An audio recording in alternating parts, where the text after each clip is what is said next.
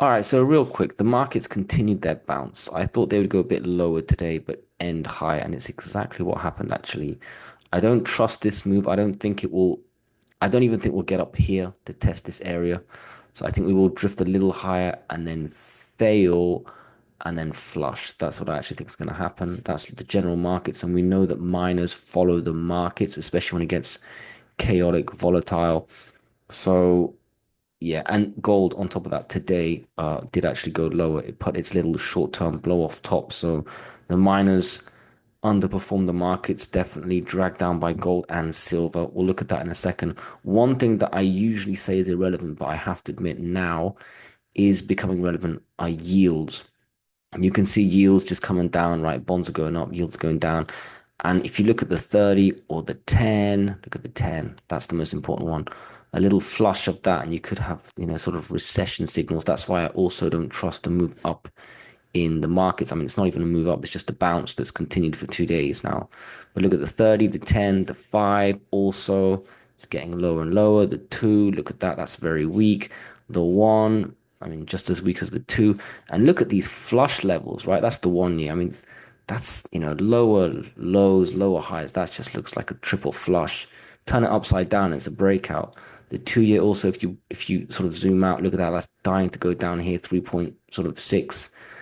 5 year, etc. So the move lower, that should take down the markets and therefore take down. I mean, I don't know. You can make the argument either way. Yields are going down. I don't know. For me, the market will go down if yields go down. Quite simple.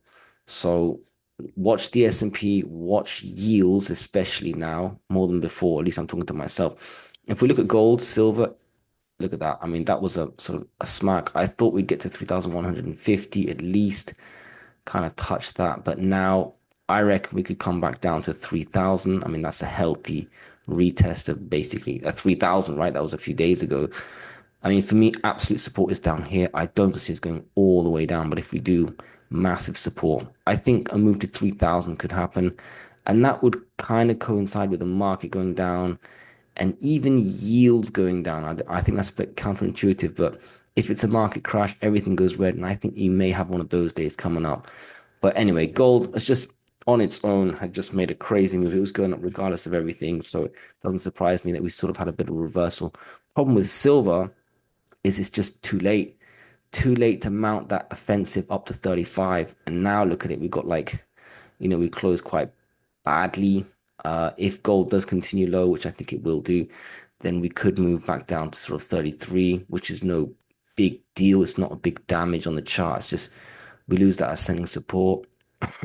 And if we go even lower, then you got more, stronger support at 32. But if you do see gold go back down to 3,000, you could see silver, you know, at 32. But I think the next support would be, this area here. Keep it simple, 33. So just one big unit at a time. So watch out with silver coming down. If we look at the miners, let's look at GDX first. I mean, they're stronger than silver, especially GDX. I mean, SILJ is something else, right? That's been the weakest one, but that's okay. It's just sort of sideways. But market was up today, so it would have been up, but gold was down, so it kind of makes sense. I think it actually outperformed given what gold did, just ever so slightly. But yeah, if gold goes down, it doesn't even matter what the market's doing. But if the markets and gold go down, then a retest of this 44 zone at least, and next one is there. I think the levels are absolutely fine. GDXJ, similar to GDX. So again, not able to test this just yet. Go back down to sort of 55, roughly 55, right? That's going to be your support. We'll test that very quickly if there's a flush in, well, the metals and the markets, of course. Next is there. I agree with that. Then you've got SIL, just a little bit weaker since silver is weaker, but otherwise that's okay. I think yeah, I'm not sure which areas your support. Both are actually your support, I reckon. And SILJ, the weakest of them all, you can see that's already closed quite low. Yeah, that's sort of 11, let's call it 1170 support zone. If we lose that, well, it's a long way down to there, but if the markets collapse and silver go back down to 32, you could end up seeing SILJ all the way back down, which would be very demoralizing, but it would make a little bit of sense. So yeah, silver underperforming again, miners taken down by gold, but helped by the markets this time. But just watch out, markets and the yields real quick on the portfolio. Newmont sort of matching GDX, the levels are there.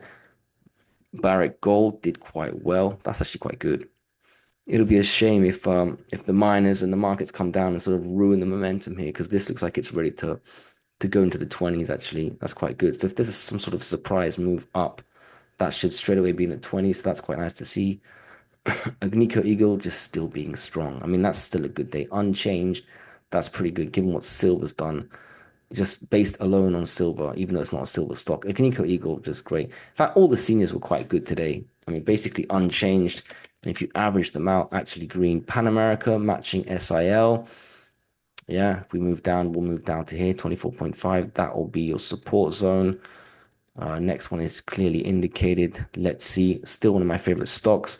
Wheaton, just like Agnico, just sideways consolidation, waiting for the move up. So this is just such a buy the dip candidate. Franco Nevada. Actually, I didn't pay attention to Franco Nevada. Oh, amazing. Even better than Wheaton. Honestly, Agnico, Franco Nevada, Wheaton. You could even say Barrick for once, and even Newmont for once, doing quite well. But those seniors are really, and I'm happy because they're the ones I'm strongest in. Metalla, though, absolutely horrible. At least it bounced a little bit towards the close, or by the close, it off the lows. I mean, given yesterday's close, it was down, it was guaranteed just go a bit lower, but just underperforming as usual. If we look at the silver stocks, that's a nice little, two tails. That's quite good. I added ever so slightly to some of the silver stocks. First Majestic is one, Fortuna is not the other because that's all the way up. That's a great candle. That's a great candle. Actually closed green. Fortuna has just been strong for a long time. Really good. There's a surprise move up. They'll go straight back to 640, but otherwise support is 580, even above 580. CDE weak. I added to that just around here, 550 something. That closed just on support. That was weak today. That was very weak. Down almost 6%. That's not good. And if there's a move lower, straight back down to five. Straight back down to five, this one. So yeah, I didn't add too much because I reckon, I think gold's gonna go down. If gold goes down, silver goes down, and then the miners go down and the markets go down, yields go down, and this will go down too. I don't know if it'll go down in one go because it's come down quite a bit, but down to five is the next level, so watch out.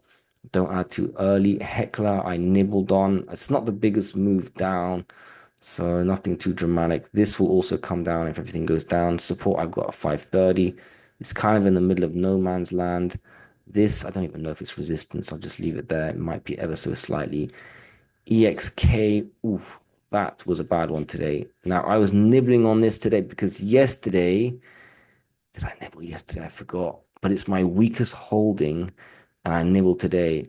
Uh, on the way down, my first nibble was in 380s, kind of at the open, not the best.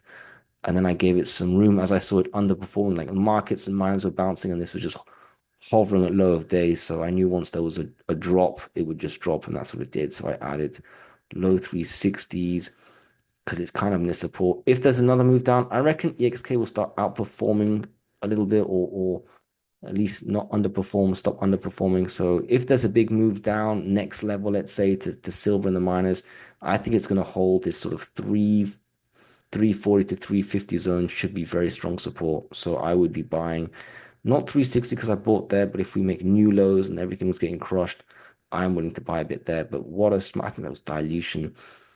These silver stocks, honestly, even Fortuna, I just all of the ones First Majestic, Fortuna, CDE, Heckler, EXK, I've put like my maximum threshold to be almost half of what I want put in the seniors. I just don't trust them as much.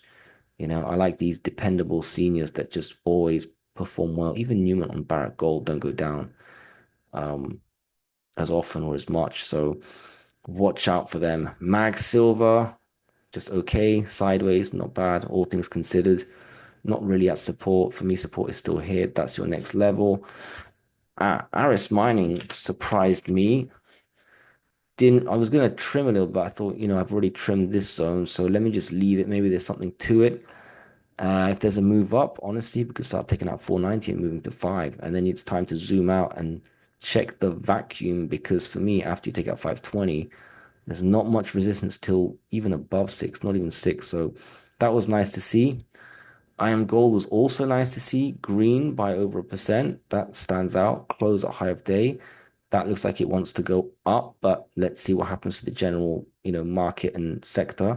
But otherwise, that's willing to go up. That was nice to see. B2 gold continues to go sideways after bouncing here. I missed this buy, but whatever. It did come down on news, so I don't expect it to go back up too quickly, or at least to encounter resistance around 310. Maybe not three, but just after three, 310. But I'm just holding that. That's okay. Equinox came down a bit, but bounced and closed around support. That's okay. Damage is rectified. For me, 670 is kind of support. So, but let's see, if sector goes down, it'll go down.